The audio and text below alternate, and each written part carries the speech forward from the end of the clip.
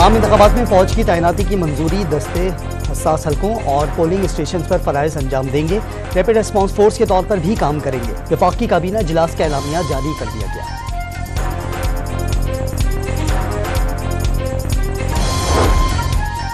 उम्मीदवार के इंतखाबी निशान बिला जवाज तब्दील करने पर NH-44 डेरा इस्माइल खान के रिटर्निंग अफसर का तबादला।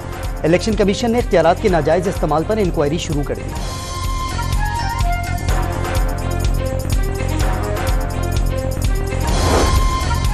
MQM और पीपल्स पार्टी इलेक्शन से पहले लड़ते हैं, इलेक्शन के बाद मिलकर हुकूमत बनाते हैं।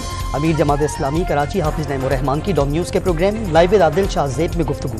कराची में बड़ी कामयाबी हासिल करने का दावा कर दिया।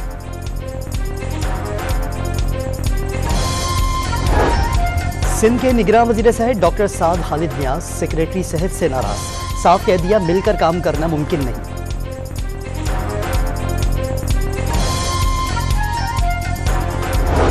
पंजाब में धुंध के डेरे, मोटरवे को मुख्तलिफ मकामात पर बंद कर दिया गया। नवाब शाह के गिरदो नवाह में भी शदीद धुंध, हद निगाह कम होने पर कौमी शराह पर ट्रैफिक की रवानी मुतासर।